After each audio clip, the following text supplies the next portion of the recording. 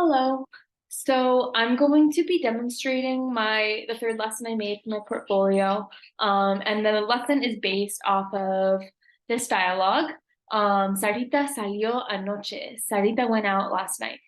And what I'm going to do is I'm going to demonstrate the preparation phase, and then I'll discuss the other two phases of the activity. So yeah, I'll get started. During my preparation phase, I'll be going over the questions as a pre-reading activity so that they know what to look for when they are reading the text. And I'll be doing this in a combination of English and in Spanish because obviously the text and the questions are in Spanish, but part of this preparation phase for my students will be clarifying what the questions mean in English. So it'll be a back and forth. Great. Let's go. Awesome.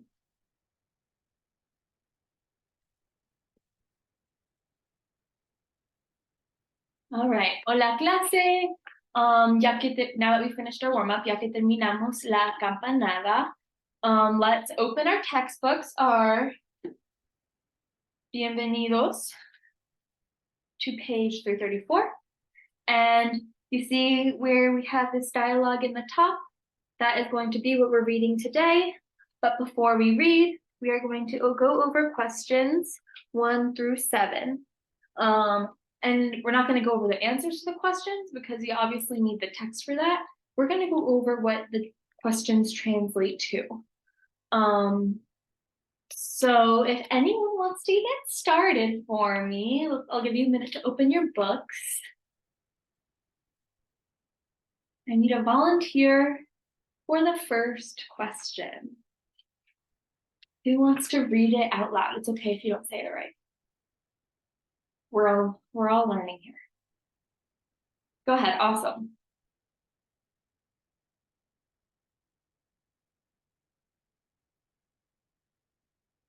Great, you're really good. ¿Quién le dio una llamada telefónica a Sarita? What do we think that means? We've seen a lot of these words before, maybe not all together. ¿Quién? Not something on our word wall. Yes, who? We can skip over le dio. I think you guys know what it means, but we'll skip over it. What is una llamada telefónica? What does telefónica mean? That's a cognate. Also, telephone. So una llamada telefónica. What do you do with your telephone? Go ahead. Yes, you make a phone call. Great. Awesome. So now if we put it together, who and a phone call, what could it be asking about Sarita? Exactly. Who gave a telephone call to Sarita? Or can someone English that for me? Yes. Who called Sarita? You don't need all the extra words. In English, we don't need them. Awesome. So who called Sarita? Number 2. Who wants to read that one for me? Go ahead. It's only 2 words. You could do it. Yeah. Contestó Sarita.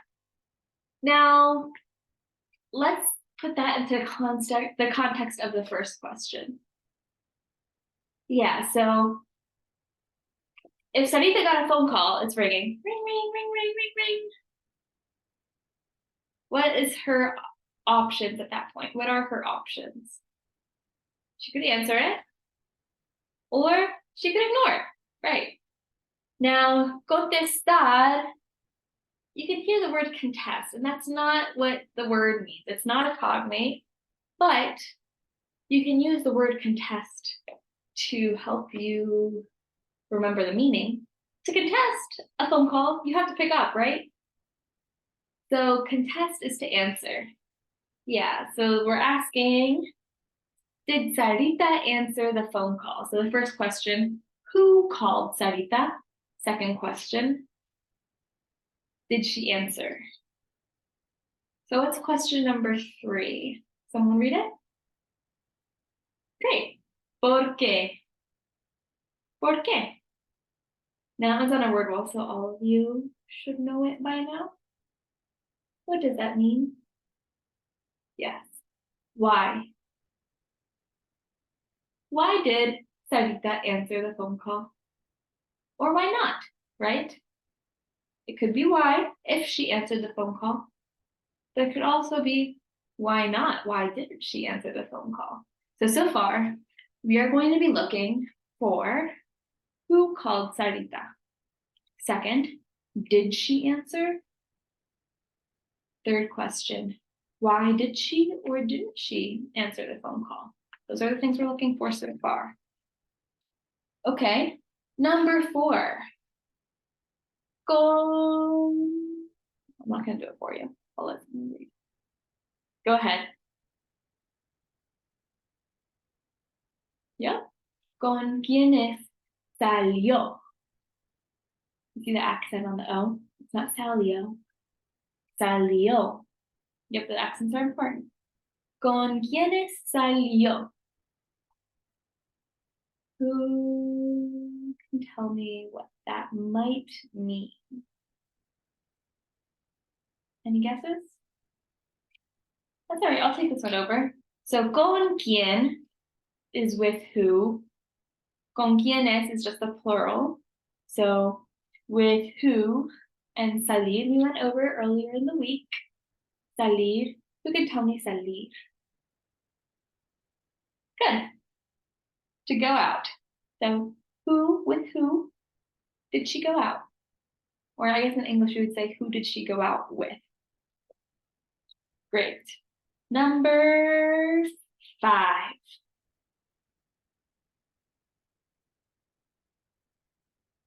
Go ahead.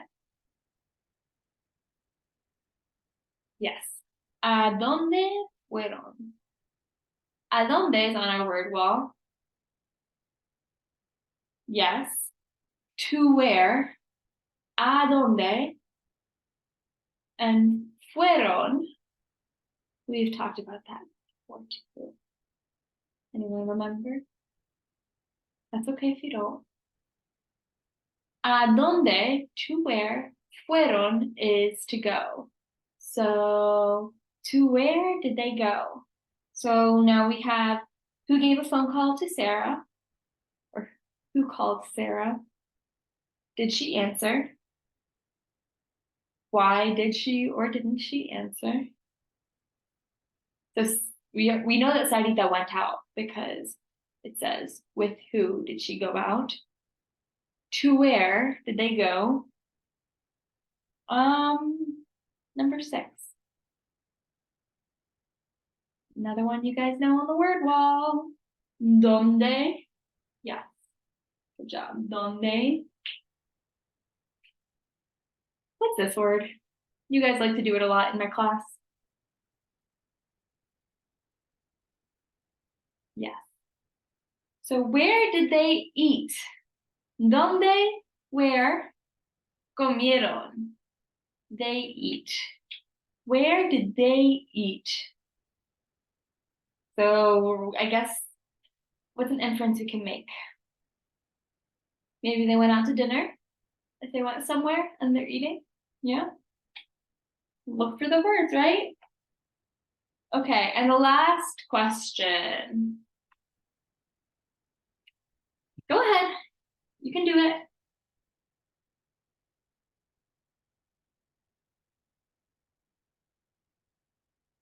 Awesome. ¿A qué hora volvió Sarita a casa? Do you want to try this one?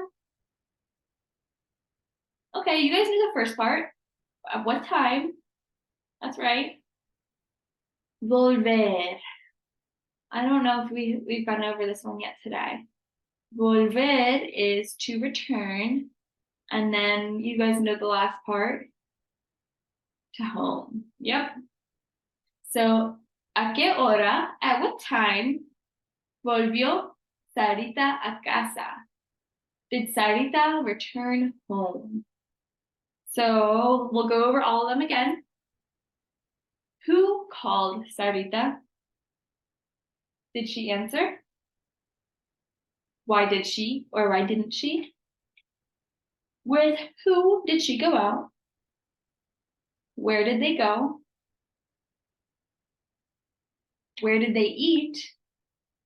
And at what time did Sarita return home? Before I move on, do we have any questions?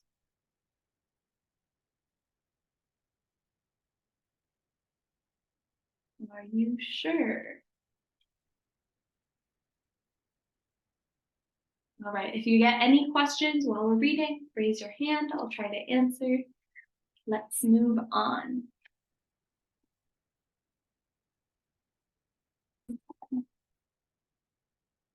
Awesome. So that was, I guess, a modified version of the lesson for the purposes of my empty classroom.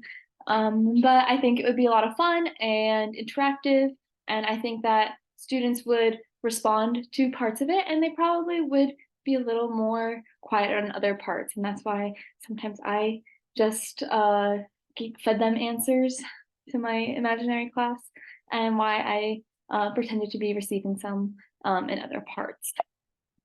All right, so that was my preparation phase. So during the assistance phase, I would actually pick volunteers to be Sarita and her partner, Pablo. And I would pretend that they're having this conversation in front of the class. I'd have the students try to act it out based on their understanding. And obviously, if they are struggling on pronunciation or understanding of the text, I would feed it to them and we would discuss what is happening. And so once you've read through it once, I would ask for 2 new volunteers so that we have 2 new people practicing. And they would be volunteers the whole time. I wouldn't want people who were not comfortable or who were struggling and might become embarrassed if they were unable to read well in front of a class. So I would have students who are confident and willing to participate, read in front. And as they're reading the second time, I would pause and I would ask them questions like, Sarita salió en grupo? ¿Qué sabemos de la cultura hispana y saliendo en grupo? So that would be Sarita went out in a group. And what do we know about Hispanic culture and going out in groups? Because we would be reflecting on previous readings and highlighting the importance of the cultural elements that are at the core of this lesson. And then we'd ask, ¿Quién es Pablo a Sarita? Who is Pablo to Sarita? And ¿A qué hora tienen que regresar a casa ustedes? What time do you guys have to go home? What's your curfew? Just so that the students are engaging with the text too, and it forces them to generate a deeper understanding and a deeper meaning, and it helps them solidify what they're reading a little deeper than if they were just reading it for the words on the page. And I guess it also enforces the vocabulary that they're acquiring through reading this dialogue. And because it's a dialogue, I think the full class as the audience, rather than doing small groups or individual work, is beneficial, mostly because I think the performance aspect of it helps the students understand the reading a lot better. And I think it also engages them a little more. They get to see friends being silly in front of the class. And as much as I think Spanish should be a serious class, I also think it's their opportunity to breathe during the day and have a little bit of fun. And especially learning a new language, it can be really frustrating, especially for students who struggle to read.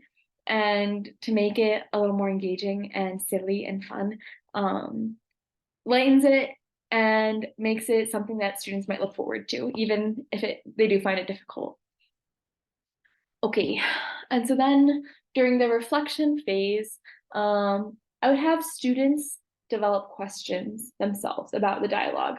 So It could be about the vocabulary that they didn't understand. It could be about, I didn't really understand what happened at the beginning, or why is Pablo so concerned about where Sarita is?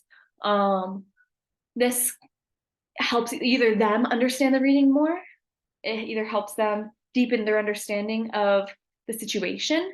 It can help them generate inferences about what could be happening.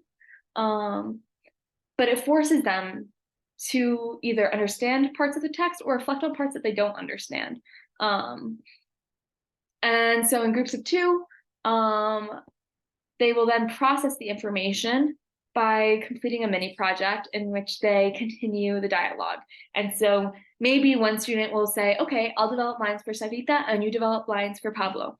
Or they'll have, I'll develop 5 lines of dialogue, and then once I'm done with those 5, you can develop the next 5.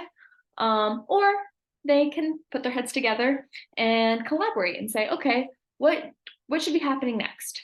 They ended the dialogue on, well, I didn't return until 11 and a little bit, a little after 11, right?